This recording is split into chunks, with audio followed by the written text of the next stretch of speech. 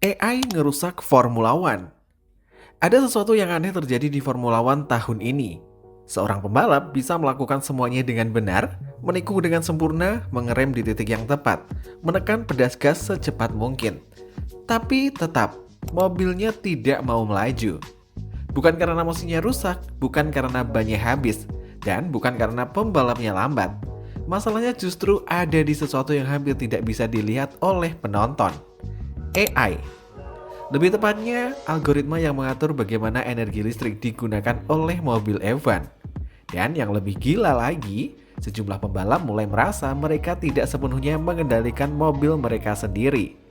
Jadi pertanyaannya, apakah Formula One sedang membuat dirinya sendiri terlalu pintar? Untuk memahami masalahnya, kita harus kembali ke awal musim 2026. F1 memperkenalkan regulasi power unit yang benar-benar berbeda. Mesin pembakaran internal masih digunakan, tetapi peran tenaga listrik meningkat secara drastis. MGU-K sekarang menjadi jauh lebih powerful, sementara MGU-H dihilangkan.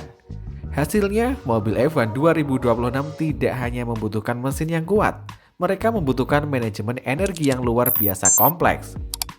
F1 sendiri menjelaskan bahwa power unit generasi 2026 menggabungkan mesin pembakaran, baterai, MGU-K, turbocharged, dan kontrol elektronik dalam satu sistem yang jauh lebih terintegrasi. Dan disinilah masalahnya dimulai. Karena listrik di mobil F1, mobil bisa mendapatkan tenaga besar dari motor listrik, tapi energi harus dipakai di tempat dan waktu yang tepat. Di strike, di tikungan, saat menyerang, saat bertahan, atau disimpan untuk beberapa lap berikutnya. Dan keputusan seperti ini tidak sesederhana yang terlihat, karena sistem harus memperhitungkan begitu banyak variabel. Kecepatan mobil, posisi mobil, kondisi baterai, energi yang berhasil dipanen saat pengereman, karakteristik sirkuit, bahkan bagaimana energi akan digunakan beberapa sektor setelahnya. Dan semua itu harus dihitung dengan sangat cepat. Disinilah AI masuk. Algoritma AI membantu menentukan kapan energi diregenerasi dan kapan energi listrik dikeluarkan. Dan menurut laporan, sistem self-learning pada Power Unit 2026 bahkan menjadi bagian penting daripada energi yang dikelola di lintasan. Kedengarannya luar biasa, mobil menjadi lebih pintar, lebih efisien, lebih canggih. Tapi ada satu masalah, pembalap tidak selalu tahu apa yang sebenarnya sedang dilakukan sistem tersebut. Dan ketika sistem itu salah, pembalaplah yang merasakan akibatnya. Contoh paling jelas muncul di Spa-Francorchamps, salah satu sirkuit paling terkenal di dunia. Spa memiliki kombinasi strike panjang dan tikungan cepat. Dan karakter seperti ini menjadi mimpi buruk bagi sistem energi 2026. Karena mobil membutuhkan tenaga listrik dalam jumlah besar, tetapi juga harus punya cukup energi untuk bagian lintasan berikutnya. Akibatnya ada momen ketika mobil F1 bisa tiba-tiba kehilangan tenaga di strike. George Russell menjadi salah satu korban paling jelas dalam masalah ini. Mercedes mengalami persoalan performa straight line yang membuat Russell kehilangan kecepatan dibanding rekan setimnya. Dan masalah itu bukan sekedar soal gaya mengemudi. Mercedes sendiri kesulitan mengidentifikasi apakah penyebabnya berasal dari software, hardware, atau interaksi keduanya. Di Spa, masalah tersebut menjadi semakin parah. Russell akhirnya terlibat dalam insiden di lap pertama setelah berada dalam posisi yang sangat sulit. Dan ini yang membuat semuanya semakin menarik. Karena bagaimana kalau pembalap sebenarnya tidak punya kendali penuh atas masalah tersebut? Sekarang kita lihat apa yang terjadi di McLaren. Oscar Piastri mengalami masalah performa yang cukup aneh dibanding Lando Norris. Di kualifikasi Spa, Piastri tertinggal sekitar 2/10 detik dari Norris. Tetapi yang menarik, hampir seluruh perbedaannya terjadi di satu bagian strike. Saat fase di rating, ketika mobil mulai kehabisan energi listrik dan tenaga mulai turun. Bayangkan betapa gilanya situasi ini. Dua pembalap, mobil yang sama, tim yang sama, tetapi satu mobil bisa mendapatkan deployment energi yang berbeda. Dan selisihnya bisa menentukan posisi di grid. Disinilah muncul pertanyaan yang mungkin terdengar agak gila. Kalau software bisa menentukan berapa banyak tenaga yang tersedia untuk seorang pembalap, seberapa besar sebenarnya skill pembalap menentukan hasil? Karena selama puluhan tahun Formula One selalu menjual satu hal, manusia melawan manusia. Senna melawan Prost, Schumacher melawan Hakkinen, Hamilton melawan Verstappen. Kita melihat siapa yang paling cepat, siapa yang paling berani, siapa yang paling pintar membaca balapan. Tapi sekarang ada pemain ketiga, yaitu AI. Dan itu bukan berarti pembalap hanya duduk dan membiarkan komputer mengemudi. Itu terlalu sederhana. Pembalap tetap mengemudikan mobil. Mereka tetap melakukan pengereman, tetap menentukan racing lane, tetap bertarung wheel to wheel.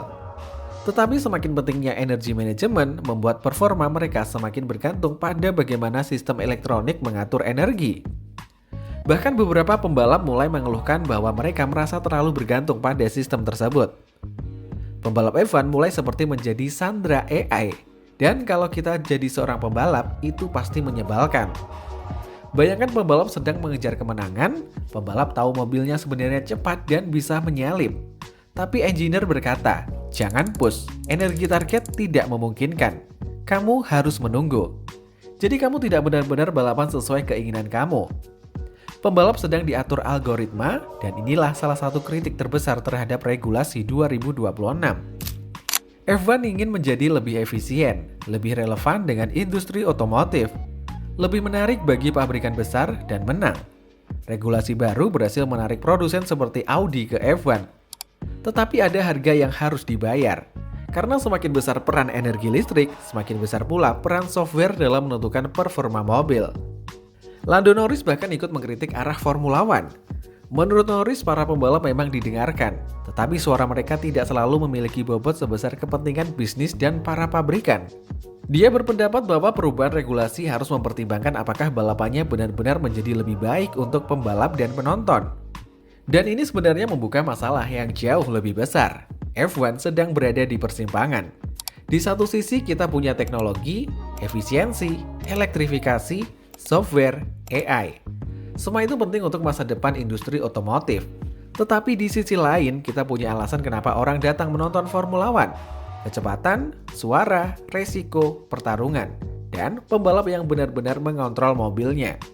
Karena coba bayangkan masa depan F1, mobil semakin pintar, algoritma semakin pintar, AI semakin akurat, sistem bisa memprediksi kapan energi harus digunakan. Bisa menghitung strategi, bisa mengetahui kapan mobil harus menyerang, bisa mempelajari pola lawan. Dan akhirnya semakin sedikit keputusan yang benar-benar membutuhkan intuisi manusia. Mungkin mobil F1 akan menjadi lebih cepat, mungkin balapan akan menjadi lebih efisien, mungkin teknologi F1 akan menjadi luar biasa. Tapi, apakah balapannya akan menjadi lebih menarik? Itulah pertanyaannya.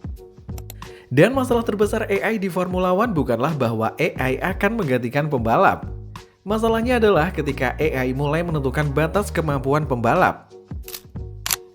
Seorang pembalap bisa punya keberanian untuk menyerang. Tapi kalau sistem mengatakan energinya tidak cukup, pembalap tidak bisa apa-apa. Seorang pembalap bisa tahu bahwa sekarang adalah waktu terbaik untuk menyalip. Tapi kalau deployment tidak tersedia, dia tidak bisa. Seorang pembalap bisa merasakan mobilnya mampu melakukan sesuatu, tapi komputer mengatakan tidak. Dan ketika itu terjadi, siapa sebenarnya yang sedang mengemudikan balapan? Pembalap atau AI? Tapi ada satu hal yang harus kita akui. Teknologi bukan musuh F1, Formula One tanpa teknologi bukan Formula One.